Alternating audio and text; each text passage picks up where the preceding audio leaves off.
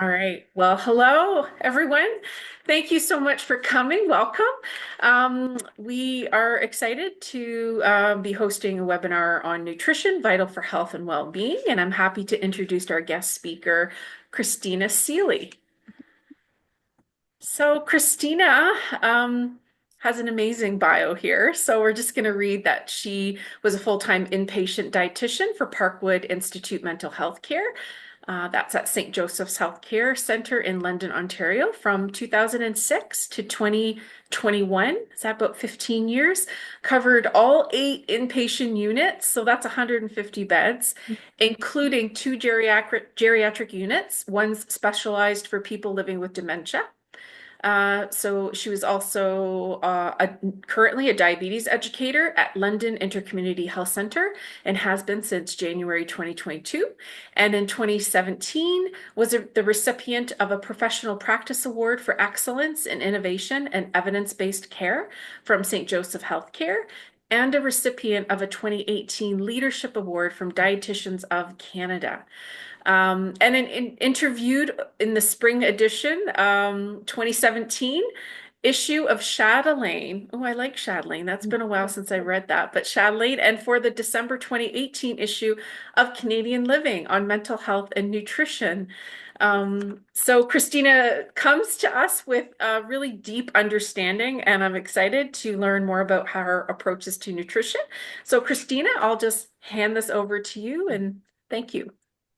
Hello, everyone. Thank you so much for joining today. And thank you for McCormick Dementia Services and my former colleague Claire for inviting me back. I was here 3 years ago. So for those of you that heard the presentation before, I have done some updating or fine tuning. So it might be a refresher for some and others who haven't heard it before. I hope you find it interesting and I look forward to chatting about it at the end and hearing your questions and stories. So today we'll be chatting about general healthy eating information for older adults, the relationship between nutrition, mental health, and well-being, all the different ways how dementia can impact eating habits and nutrition along the journey, ideas for supporting the nutritional take of your loved ones living with dementia, and practical ideas and resources. So dementia is the most significant cause of disability among Canadians age 65 plus. It certainly touches everyone. It covers a really broad range of conditions. It's a growing condition as our population ages and as people live longer lives as well. So it's an area that all of us can be impacted by. So nutrition, it is does play an important role. It is vital for running this amazing machine that we live in from head to toe. It relies on our nutrients, but it is just one piece of the puzzle of health. So many other factors, as we know, sleep and activity, stress level, your social support, spirituality, meaningful activity, so many factors also contribute. And there's no one size fits all way to eat. I'm very passionate about that. And we never want people to feel like if they can't eat a certain way, then they're not going to get enough health benefits. So many different ways of eating can support your health. That's just a visual of what we were just discussing, many different aspects that can add up to our overall health and well-being.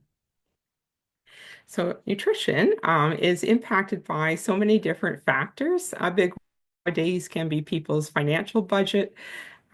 So of course, health conditions, what their cooking supplies and skills are like, the culture they grew up in, what were the traditional foods and eating habits, even around the world, the way we eat is so different and diverse.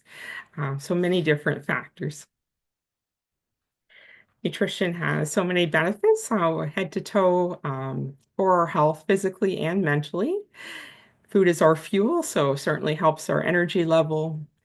And the way we eat can help manage different health conditions, such as your blood sugar level, your blood pressure, reducing the risk of heart disease, helps prevent constipation and keep the digestive system strong and functional, helps support our immune system, maintains our bone density, muscle health, healthy skin. And dietitians were really passionate about meals as part of quality of life. So we were blessed in this planet to live with such a, diverse range of food choices, high quality foods in Canada. And I know it can be hard to afford them nowadays, but if people are enjoying food, I think that's an important role in our quality of life. So most people are aware of sort of the common foods that are recommended for, for overall health. So some of them are listed there. But it can be harder and harder to get the nutrition as you get older. Potential things can happen as we age. Appetite tends to go down. So a lot of people will change, say, from 3 meals a day to two or 1 meal a day. Sensory changes, food may not taste as good or smell as nice. There's increasing number of medical conditions often to manage. If people live alone, there can be loneliness or isolation. Sometimes low mood can be more common as people get older. You can have more losses or stressors that you're going through in your life, and these can certainly impact people's appetite. Functional or cognitive changes, so as strength changes or memory and mental health changes, you can be more prone to constipation, dehydration, medication potential side effects. If people are cooking for one or two, it can be challenged to cook the same way. There may not be the same motivation as cooking for when you had kids at home. And of course, the budget potential limitations. So from pregnancy to babies to all the way through our life, nutrition has roles. We do know the prevalence of malnutrition tends to increase with age due to some of those factors that we just reviewed. People living with cognitive changes do not need a certain special diet, but there can be numerous considerations, such as diet recommendations for other health conditions that they may have and changing preferences in eating habits, and we'll explore those today. Dementia can cause significant challenges with eating as it progresses over time. So one of the challenges is people tend to eat less and calorie needs do go down as we get older, but we do need just as much or more even of some nutrients. So protein, fiber, calcium, vitamin D, and vitamin B12 are some examples. So with older adults, one of the big focuses is liberalizing the diet to help maintain enough calories and protein to maintain people's weight and strength and muscles. So, for example, we don't look at so many restrictions on sodium and sugar, for example, and that's definitely true in like long-term care facilities as well. They have found that people eat better when it's not, a bland or overly restrictive diet. And fed is always best. So you can focus on the foods and drinks that, people are enjoying and tolerating and work within those foods. So people may change to eating less often, smaller portions, and restrictive weight loss diets. The older you get, they tend to have, really not be recommended. They can present risks for people such as just not getting enough nutrition, muscle and bone loss, and an increased risk of falls and fractures. So weight loss can occur as a side effect of many different health conditions, but in general, like dieting types of approaches to lose weight are typically not going to be beneficial after a certain point, and they can do harm in younger adults as well. So just trying to look at general healthy eating. So just a brief overview. If you remember, the new food guide has been out now for a number of years. So if you haven't seen it in a bit, that's just a refresher there. Health Canada trying to promote those fruits and vegetables, high protein foods and whole grains, and encouraging water. Certainly you can get your fluids from other choices as well. And they just had a few things on the back with some of their things that they were promoting. And their website has additional resources and recipes as well. So healthy eating, often dietitians think of like mixing and matching the food groups, a so-called balanced meal. So it can be as simple as, a tuna sandwich with some type of veggie or fruit or dairy product. People often think of dividing up the plate a little bit, having a protein, a starch and a vegetable. As you get older, like, the protein portion might become more important and you wouldn't necessarily want to fill up on half a plate of vegetables. So it can really be customized for people. So as we were saying, with protein needs going up a little bit as we get older. So people under 65, the recommendation is often still zero point 0.8 grams of protein per kilogram. And as you get older, around 1 gram of protein per kilogram has been found to be more beneficial. So just give you an example, for a 200-pound person would be about 91 grams of protein. So you just divide by 2.2 to get your weight there. In kilograms. So having protein foods, the studies are showing very strongly, if they're spaced out throughout the day, that's going to be helpful compared to having most of the protein at dinner, which sometimes in North America we have that upside down kind of triangle way of eating, little to no breakfast, maybe small lunch to moderate lunch, and then a big dinner. So if we have a little bit more equal distribution of the protein, that's going to help the body to use it better. So this is the sample menu just showing distribution of protein throughout the day. So if people were to have eggs or milk or, other higher protein foods at breakfast, that can help get some protein in right away in the start of the day. Certainly every meal doesn't have to be this big. This is just showing for examples. And as we mentioned, many people may only be eating, 1 or 2 meals a day. But for lunch, it's showing, if you've got meat on your sandwich, glass of milk again, you can see where if people do consume dairy products, it can help throughout the day for your protein as well. And grain products even have a few grams of protein. You can see, the oatmeal and the granola bar providing some. And dinner, if people can have even a 3-ounce size, which is the size of a deck of cards of like fish or chicken, pork, if they're vegetarian, getting the beans or tofu or other high protein foods, it really does make a big difference for the total intake for the day. And just showing cheese in the nighttime snack again, adding more protein. So it can be pretty hard sometimes to get, this much protein, but any little bit that you get does add up throughout the day. And this is just a more comprehensive list of the protein content of some foods. You can see again the animal proteins, for just a small portion, is a very good source of protein, but there are vegetarian sources as well that are quite significant. It just takes a little more planning if people aren't consuming any of the animal proteins. Cottage cheese is one of the best vegetarian sources for, 14 grams in half a cup. Certainly can be served with fruit or like blended up with other things in it, mixed into different dishes. So not everybody likes it plain for sure, but if you can't find a way to eat it, then it does add lots of protein. Greek yogurt, some of the ones that we often think of, nuts and seeds. So just some examples there. Fluid needs. So the fluids are even more important than the solid foods. So because our bodies are like 55 to 60% fluids, which is hard to believe, but we're very watery beings. We do need a fair bit of fluids every day if possible. So often the target that's set for people over 65 is around 1.5 liters a day as a minimum. And the optimal amount is the same for younger adults, 2.2 liters from all fluids combined for women per day and around 3 liters for men. But if people can get to that 1.5 liter mark, which is basically having a drink at all your meals and snacks, you can often get there. So everything except alcohol still counts towards the fluid intake. So some people may not be drinking water, they may not like it, or their taste may have changed, but you can still get there with, with tea, with milk, other flavored drinks. The main thing is just to try to get the fluids in because it really is important. So there's a lot of risk factors that can start to happen, especially when people say get in their 80s or the older years. The thirst sensation tends to go down, and if people are having memory changes, that can be more pronounced. If people are relying on others to feed them in later stages, then they might not have the same access to fluids throughout the day. They may lose more fluids if they're having like diarrhea or using laxatives or diuretics. If you have urinary incontinence, sometimes people reduce the amount that they're willing to drink just to, avoid having any accidents or having to go to the bathroom all the time.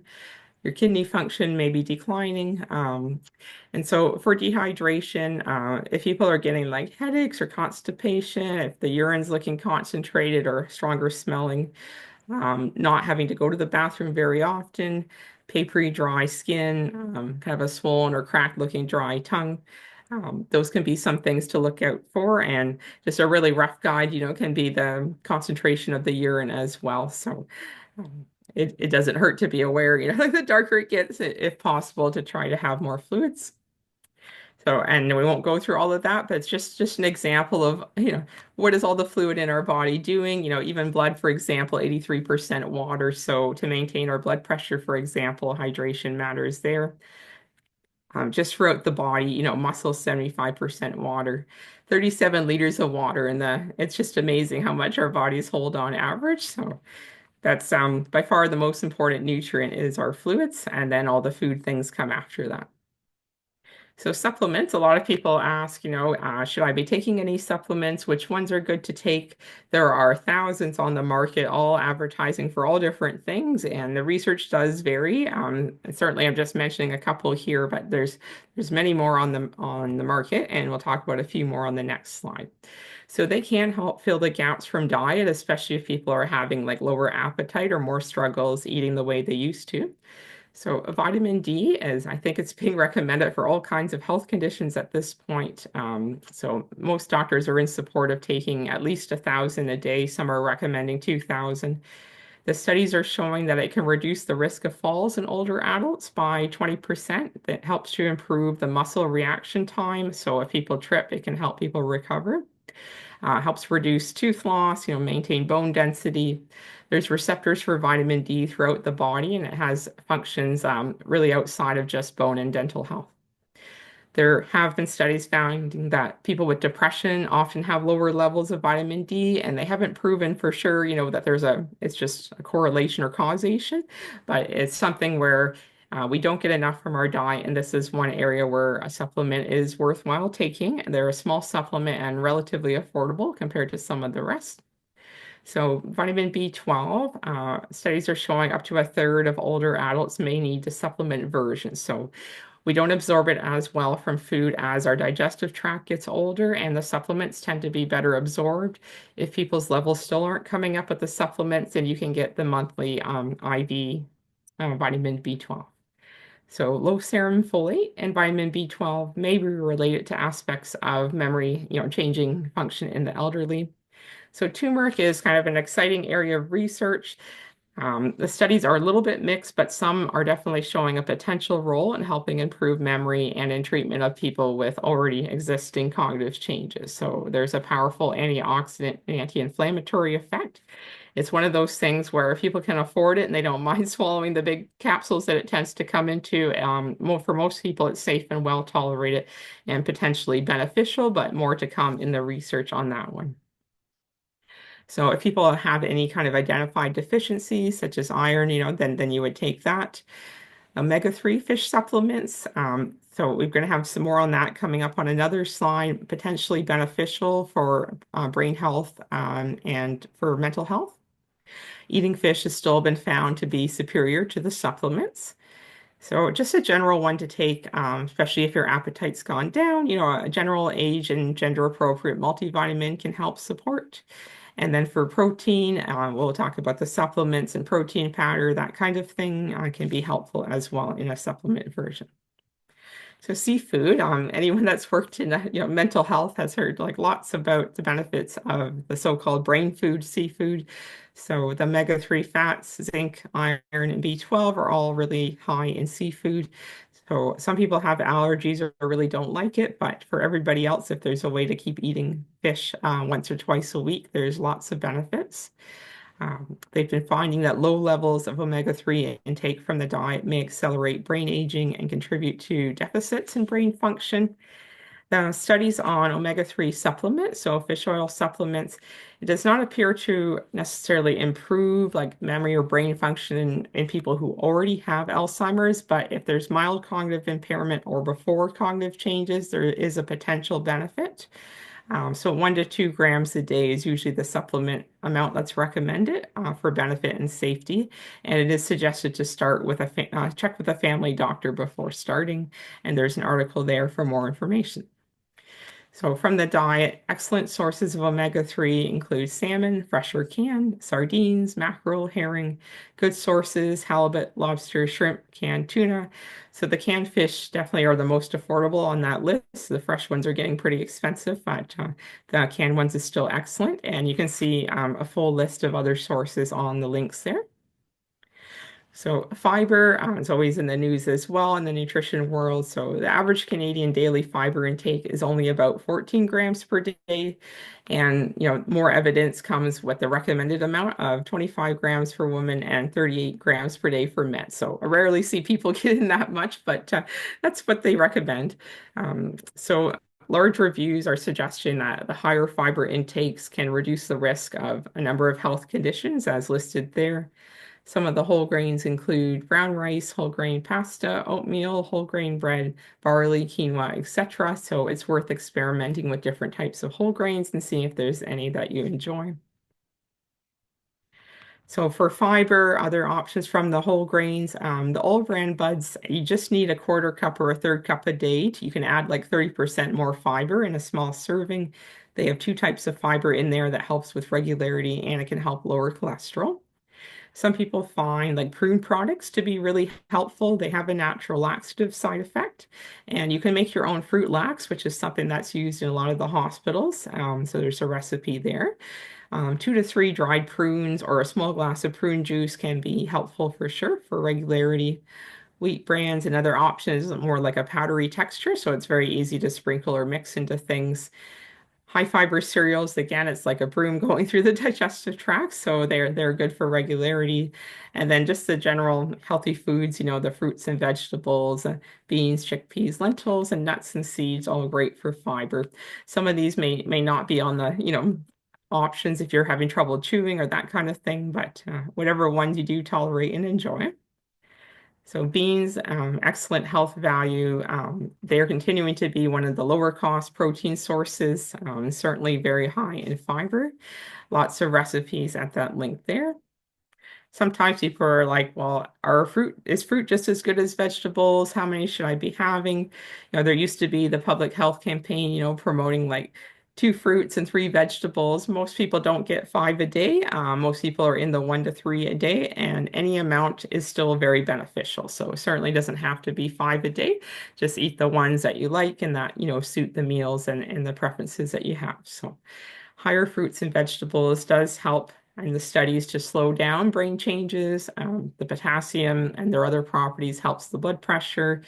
And in general, they're full of the antioxidants that lower the risk of various types of diseases. So both fruit and vegetables are packed full of beneficial nutrients and fiber. If people have sweet taste preferences, the fruit and the sweeter vegetables may be more enjoyable. So they say eat the rainbow. So if you like different types, it's good to mix them up. And those are just some examples in our vegetables.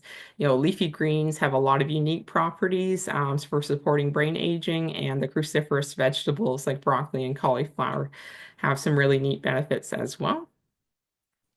So you can certainly use, lots of convenience items on the market that are nutritious as well. And it really can help get a meal together when you're busy or tired to have some things on hand. So, for example, you can keep a range of frozen foods like the fruits and vegetables or ready-made entrees, canned foods, dried foods. So there's lots of options on the market to help reduce the burden of all the meal preparation we need to eat over and over day after day. And with the budget being, so tight with the rising inflation and food costs, these are just some examples of some of the more affordable options.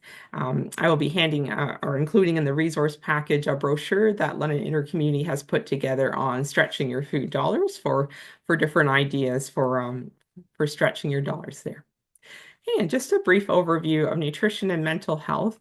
So, our brain is more powerful than the strongest computer. It's really an amazing machine. It uses the most food energy for all its hard work. So, it's using 20% of all food that we consume. 1/4 of every pump of blood goes to the brain, and nutrients have a large role to play in the brain for protection, repair, and basic day-to-day functioning. So you've often hear, to reduce the risk of cognitive changes or help slow them down, that there's certain habits that are helpful. So different meal patterns or ways of eating that have focused on foods the highest in brain essential nutrients are Mediterranean and Mind diet styles of eating. And for all you caregivers, these foods help support your overall health and may help with mood and reducing aging of the brain. And these patterns have benefits for people with mild cognitive impairment as well and are recommended by Parkwood's Aging Brain Clinic. So, the Mediterranean diet continues to come out strongly in the research. People living the longest, healthiest lives often eat this type of pattern. There's just a short list of some of the benefits there. So, it focuses on plenty of fruits, vegetables, whole grains, potatoes, beans, nuts, and seeds. Olive oil is the primary fat source that's used quite liberally on many of their dishes. Dairy products, eggs, fish, and some poultry are included as well. So the MIND diet was created by Rush University Medical Center and Harvard University, and it's a sub-selection of brain healthy foods from two well-established diets, Mediterranean and the DASH diet, which was originally created to help support hypertension. It's full of antioxidant-rich and anti-inflammatory foods to help protect the brain.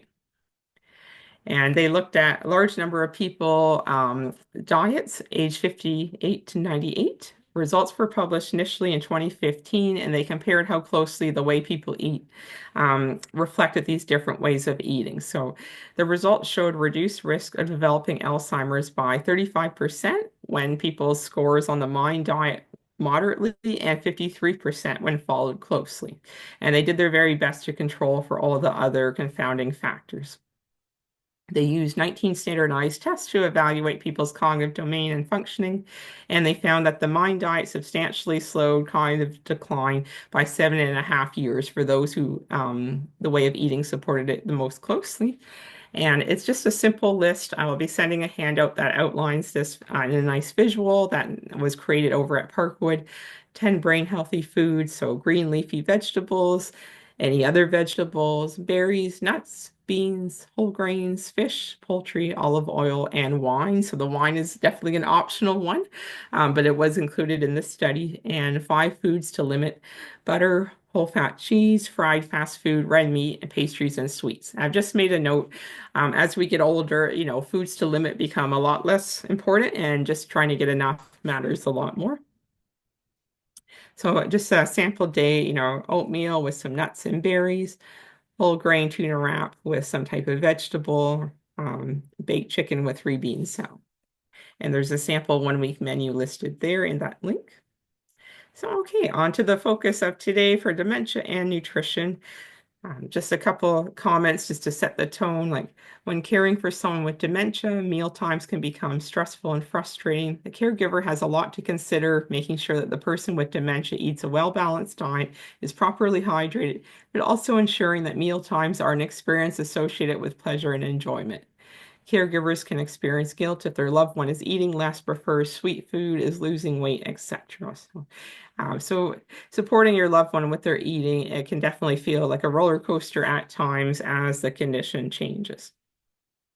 So the types of changes that people can experience: taste and smell changes. They may start to prefer more sweet foods or just certain parts of the meal. Appetite changes. They may forget what things are and what they're used for, so they may not be using utensils appropriately, or they may not recall like what is the food that's in front of them. They may have a hard time making decisions. The eating process, there's a lot of decisions, what am I going to eat? Which part of the meal am I eating now? How many times to take a bite? So it can get frustrating for people to make all those decisions. The appetite changes. So the most common is appetite decrease, but there also can be with some types of dementia, an increased appetite or trouble feeling full. They may have trouble remembering when they ate as it progresses, may only be interested in food at certain times of the day. Their ability to feed themselves independently may go down over time. They may not have the same hand-eye coordination, which can cause spills. They may miss their mouth or make cutting up food difficult, which of course can be frustrating or embarrassing for people. And people with dementia can develop chewing or swallowing problems. They may not chew as well. They may have difficulty even starting the swallow or just doing the whole process of the swallow. They may have some challenging mealtime behaviors, such as spitting food out, pocketing food in cheeks, turning head away, wandering away from the table. And so it's just some general strategies, and we can certainly talk more at the end. Offering familiar or preferred foods, these may be changing over time, and you can keep all caregivers updated.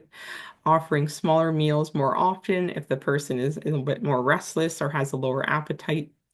Extra time to eat. People may take up to a meal to get through things. Offering one item at a time can help people focus on it and help reduce the decision making and the frustration. So with just one utensil and kind of keeping the eating area clear. A simple placemat to contrast with the plate can make it easier to see, and turning off like something like TV in the background. Peaceful music, some studies find like it can add to the meal experience for some people, but it may be a distraction for others, so it's worth experimenting with. Dental care can become a challenge as dementia progresses. People may not want to have anybody doing dental care, or maybe hard just to do the basics each day. If possible, if you can maintain dental hygiene, because if the people do develop any cavities, sores, or poor fitting dentures, that kind of thing can really impact how people are eating. If they have somebody that's eating with them, it helps them kind of copy, it makes meal times more pleasant, and you can describe the food in a positive way while you're eating together. You can try hand over hand to assist people in feeding themselves if they're having trouble with the movement. Finger food, so if people are losing their ability to use utensils, you can give them things that they can eat with their hands, and a full list will be provided for that. Just some examples of finger foods. Of course, sandwiches are great. Hard-boiled eggs sliced in half or quarters, cheese or meat slices, cut up fruits and vegetables, cooked if raw is hard to chew, chicken fingers or fish sticks, muffin toast, waffles. So there are a number of feeding aid products on the market, and you can look up catalogs of these online.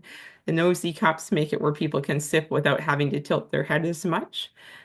Fork with hand strap, it's easier to grip your utensils. The plate guard reduces maybe spilling off the edge of the plate. It's easier for people to scoop up against the edge. And there's different angled utensils, weighted utensils, specialized cups that are easier to pick up and grip. So if people do get to the point where they are benefiting from assistance with eating, you can provide simple, clear statements about what food is being fed, so people know what's coming up to their mouth. If people aren't opening their mouth, sometimes stroking the cheek or jaw or using a chilled spoon can help. Check to make sure that the previous bite was swallowed, because people may be pocketing food. They may not be swallowing fully. Sips of fluid in between the solids can help to clear the residue down. You can cue the person verbally to swallow fully. And it's important to only feed when people are alert and sitting upright. You can always try again at another time. Yeah, safety always comes first, even over trying to get, a certain amount of food for the person. And sitting up nice and straight with head straight or slight chin tuck will help people swallow safely. And one of the handouts that I'll have has a lot more information on this as well with pictures. For some safety tips, keeping folks upright for 30 minutes in the hospital, that was important that they would do. But even if people want to go for a nap, we try to keep people up for a half hour. It gives time for little bits of food residue that may be left in the upper throat to go all the way down, so that it's not sitting close to the airway when people lie down. Feeding with teaspoons over tablespoons helps to make the bites more manageable, and alternating the food with the fluids to help get the residue down. And then oral hygiene, as we mentioned, the less food that's hanging around in the mouth or that upper airway, then it's less likely to go down the wrong way into the airway to cause pneumonia. So if people are getting pneumonia regularly, a speech pathologist can help to do an assessment and see if there's any swallowing issues. And there are some videos online with tips on providing oral hygiene for people living with dementia. So the swallowing problems, also known as dysphagia, can result from the cognitive changes as it gets more advanced, or in people who've had a stroke, for example. It can occur from other types of conditions as well, such as Huntington's. It can occur if someone has decreased alertness and is fatigued at mealtime. The goals include reducing the risk of aspiration, poor nutrition, and definitely considering quality of life. Strategies may include diet texture changes, thickened fluids, adjustment to seating positions, adaptive equipment, and specific feeding strategies. Speech language pathologists are the top experts on swallowing, and a referral can be placed through Ontario Health at Home for assessment and management strategies.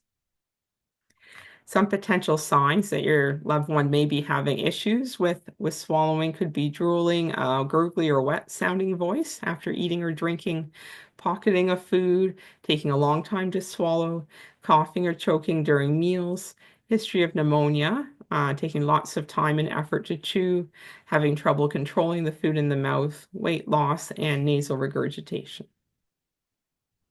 So if people do better with moist, soft textures, for example, if they're having trouble swallowing or they don't have a lot of teeth anymore, these types of things can be easier to eat. Everybody's certainly individual. Some people without teeth manage most types of textures quite well. So it's just a matter of what suits people.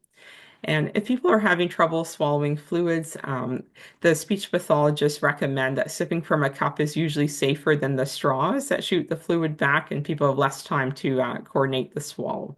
However, some people, that's the way they drink best is from a straw, so they may not drink enough fluid from a cup without a straw. So again, it can be individual. There's a new website that Nestle created, a dysphagia care website that has a lot of practical resources. And so if people are having trouble eating enough, this is fairly common with people living with dementia as it gets more advanced. And it is worthwhile to just have a doctor do a general assessment in case there's a treatable cause for the decreased intake or loss of appetite. For example, something like a urinary tract infection could be causing issues or any other acute illness. Any pain in the oral cavity or physical pain can, of course, impact appetite. Depression, fatigue, so sleep challenges, medication changes that may be leading to people being less alert, care planning around agitation or what we call responsive behaviors. So just helping caregivers to manage those kinds of things can be helpful. If people have lost greater than 5% of their usual weight or there is a significant decline in food intake, you can try higher calorie and higher protein options. So higher fat dairy products, eggs, avocado, cheese, muffins, scones, toast with cheese, or if there's no swallowing issues, a thin layer of peanut butter. Smoothies, I'll be providing some recipes for those. The nutrition supplement drinks like Ensure and things like ice cream. So you want to again liberalize sort of into those higher calorie, higher protein options if people are losing weight and calorie intake is a concern. So there's lots of supplements on the market. One of the challenges is their cost. So you can make your own, kind of high power smoothies at home too. But these are certainly very convenient. It's good to have some in hand, for occasional use, or if people need them more often, if you can afford them. So lots of products on the market. Boost Diabetic recently changed to Boost Carb Smart. So if people have diabetes and they don't want as much sugar, you can look for those kind of options. The Ensure Compact is good for folks that fill up quickly on liquids, so it's a more condensed version. They can be used as a drink, so just with any meal or snack or in between meals and snacks if you're easily full on liquids. Supplements have a small amount of dairy, but they are very low in lactose and they usually still suit people with lactose intolerance. If they are causing an upset stomach for people, it sometimes it's because they're concentrated with all like the protein and things in them and the vitamins and minerals. So you can try smaller amounts at a time or dilute them with a bit of water or another drink, put them on ice, that kind of thing. Boost fruit beverage, if people really don't tolerate the more the ones that look more milky, it's a clear fluid supplement that is usually well tolerated. And you can add to ensure like protein powder or ice cream. We would often try that at the hospital and make more of a milkshake just if people were struggling with their intake. You can sign up online to get discount coupons. They usually send out like $5 coupons each time you buy a package. So that's worth doing if it's a product that you use more often. So with cognitive changes, often like the sweet taste buds seem to become more like kind of the last ones to fade, and often people get more of a sweet preference. So you can add things like a little bit of cinnamon or honey or maple syrup or brown sugar to nutritious foods to make them more enjoyable, such as in hot cereal, shredded wheat, even sweet vegetables. You can add those things to make them taste even better for people.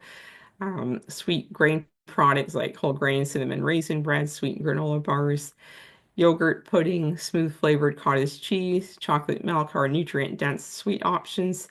For people with diabetes, medications can be adjusted to cover people's change in eating. And you can use sweeteners, for example. There's lots on the market, many that are natural based, like the stevia now, where it's just a plant product. So we're not seeing the same use of aspartame in products.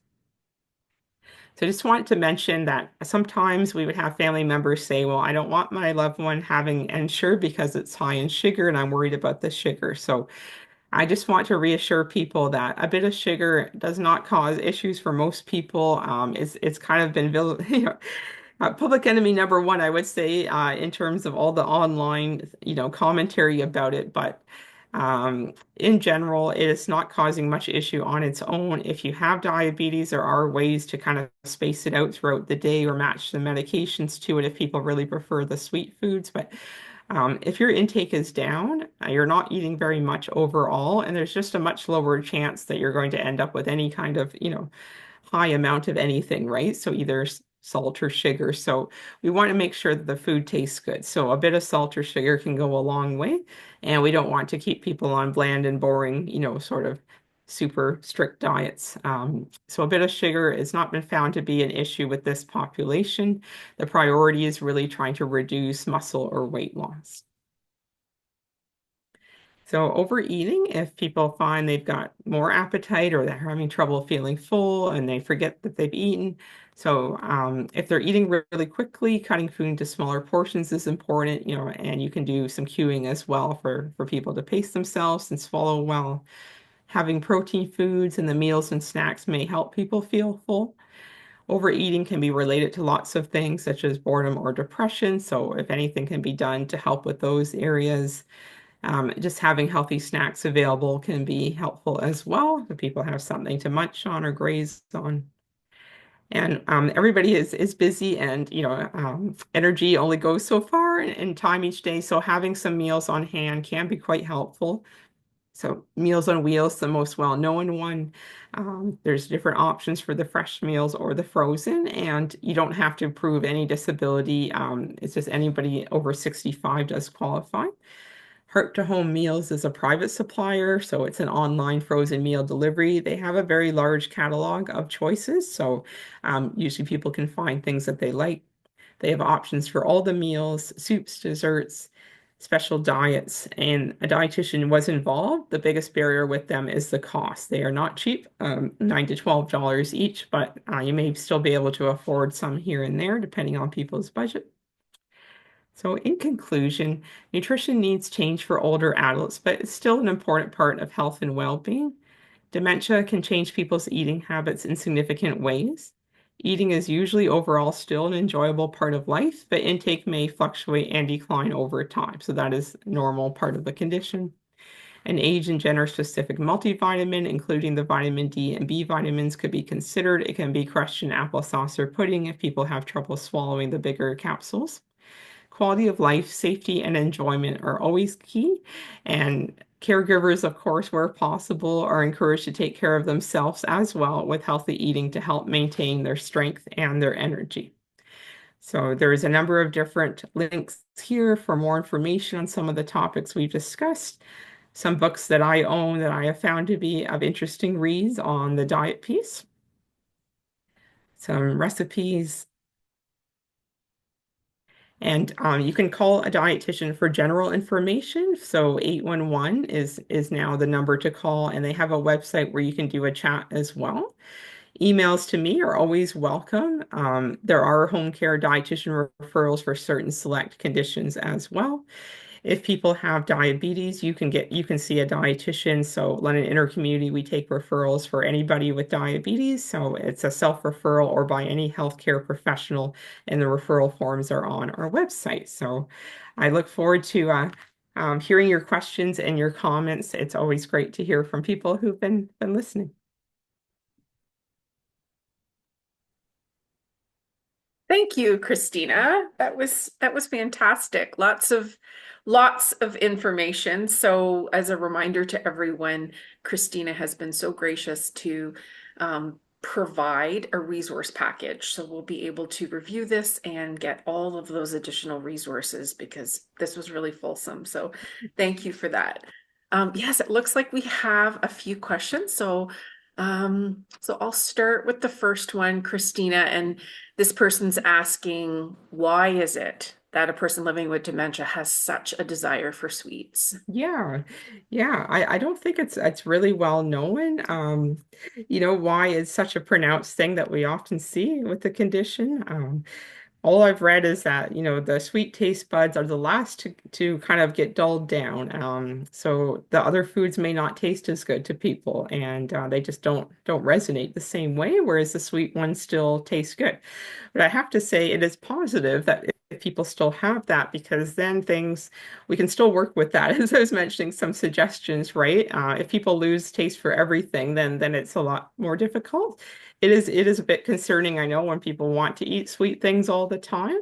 But in general, people are eating smaller amounts overall, and it's not necessarily adding up really to a high amount of sugar, for example. But yeah, it's a very interesting phenomenon, right? Like why is that? I don't think we have a full answer on that. It's a good question.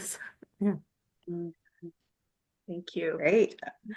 All right, next question. This is a good one. Is nutrition the same in textured and pureed foods as it is in regular foods? Yeah, absolutely. So it's definitely the same.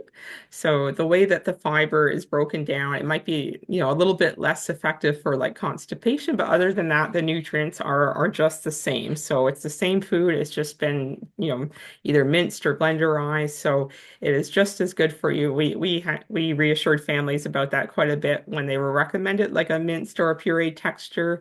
I've sampled all the foods at the hospital and they still taste good. They're still designed to have the flavor, adjusting to the changed texture can be a bit of a process. Some people adjust right away, others it may take a bit of time, but the nutrition is just as good. So the good thing with the texture modified is it can be easier for people to get the nutrition that they need because you don't have to chew, right? So as much as the whole food does. So people don't get as tired and they're more likely to meet their nutrition needs with the modification.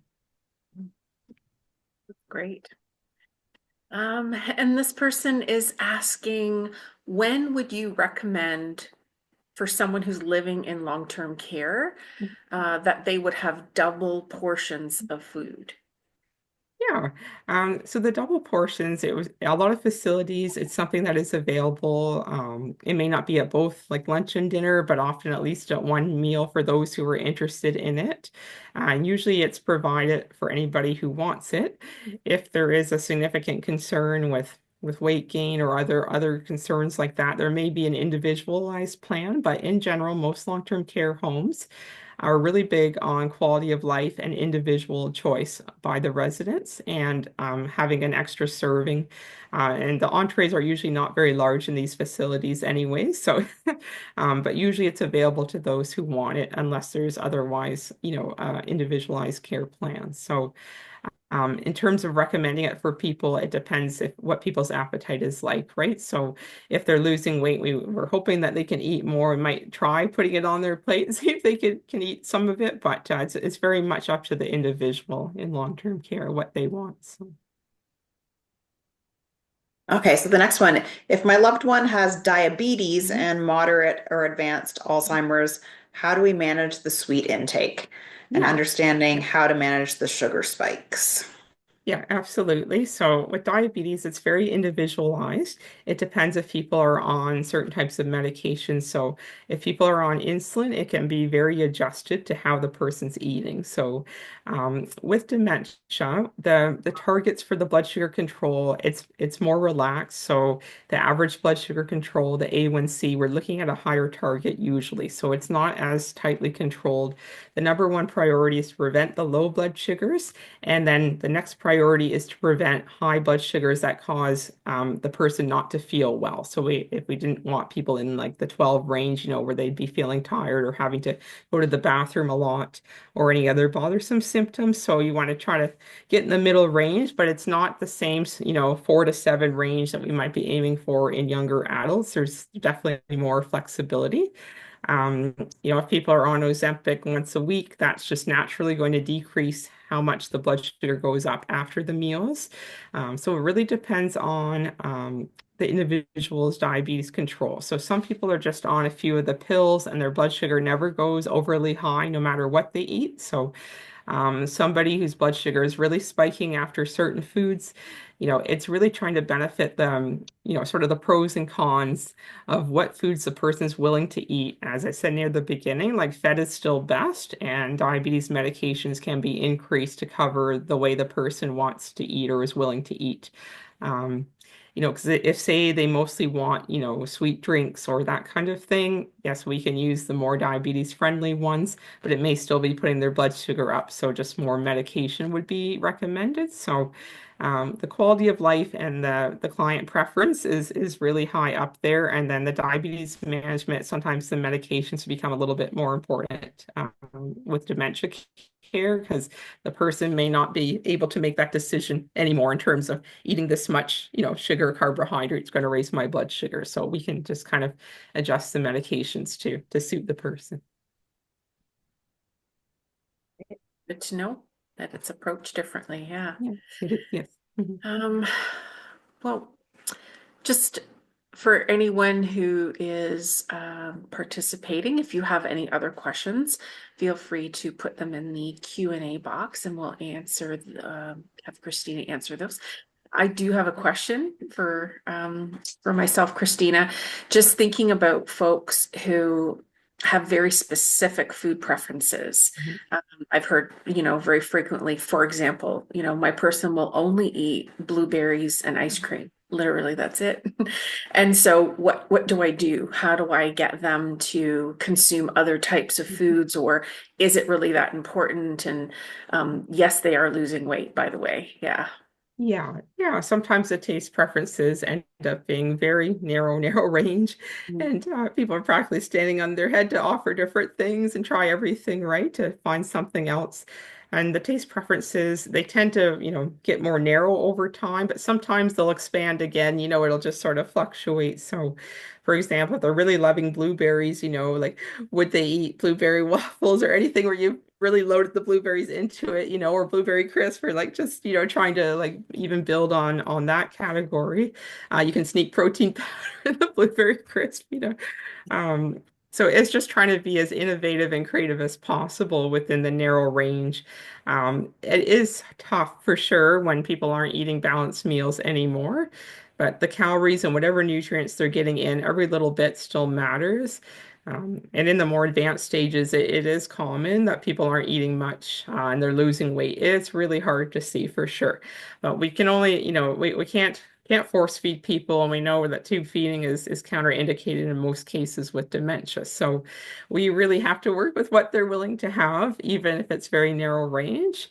You can continue to offer different choices and see if the palate might expand or maybe if they say had pain and they're starting to feel better, they're going to want to eat differently. But in general, it does come down to what people are willing to eat. It is really hard. I just want to validate that, watching people's tastes change like that. Okay, we've had a couple more questions come up. What is the powder used in nectar thick liquids? Right. Yeah. So it's a what do they call it? Xanthan gum. Sorry, a little bit. It's a couple years out of my my work in the hospital. So it's all on the Nestle website about their thickening products. So the good thing with that product compared to the previous starch-based thickeners that we used to use is it doesn't change over time. So even if you've mixed it up slightly early, it won't change. So the product Thicken Up Clear is the most common product that a lot of the homes are using, or you can buy yourself as well to mix at home. And they have very like clear recipes, how much to add to get it to whatever your SLP is recommended, nectar thick or honey thick or pudding thick. And they work on carbonated drinks now and hot drinks, whereas the thickeners before just weren't that advanced for that kind of thing. So there's also more ready-made thickened products that are ready to go, which is helpful for people as well because it can be exhausting thickening your loved one's liquids all the time. But yes, it's a different type of thickener that they use now, and it's definitely superior to the previous. Great. Thank you. And there's another question here just asking, is there a recommended brand of protein powder? Yeah, there's so many on the market for sure. And there's not necessarily any that are going to be better than the other. Some people prefer unflavored where it mixes well into different things. So Boost has like a pure protein or simply protein one. But there's unflavored ones. Some people like to get the sweet ones because they're mixing them into certain flavors of smoothies, so if you want the vanilla or chocolate flavor.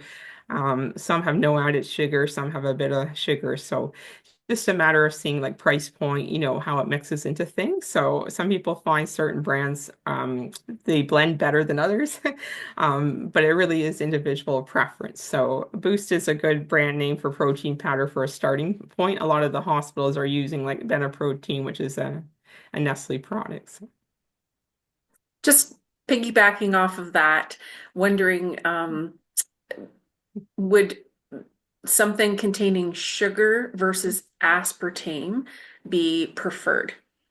yeah, and so a lot of companies are using the more plant-based, like stevia type sweeteners, because the public is off of aspartame. So I'm not seeing aspartame in a lot of ingredient lists anymore. And the only thing with aspartame was in a really high amounts, like people having 6+ cans of Diet Coke a day. It seemed to affect the gut microbiome a little bit over time. But in general, sweeteners are considered quite safe, and most people are only using them in small amounts, like in tea or coffee, or maybe in a few other foods. So there's lots on the market now, depending on what people prefer, either more the plant-based ones or the more traditional ones. So they're definitely safe to use in moderation without concerns. Great. Well, thank you so much, Christina. I don't see any other questions. Someone saying thank you, an excellent talk in the Q&A. Yes. Yeah, thank you for everyone who's attended and participated, for everyone who's asked questions, and Christina, for you giving of your time and your expertise. So, thank you on behalf of McCormick Dementia Services. We're really grateful to have this connection and appreciate that. And so, just as a reminder to everyone, the resource package will be shared through email. Christina so generously has donated that to us, which is fantastic. So we'll get that to you. And if anyone is watching this through the recording, which will be on the website, and you'd also like to be able to access that resource package, just reach out to us and we'd be happy to email it to you. Christine has also left her email information. So if you would like to be in touch with her, she's got that contact information on the website, the PowerPoint, or you can just reach out to us and we'll make sure that we connect you together for her. So I'm going to stop the recording here. Okay.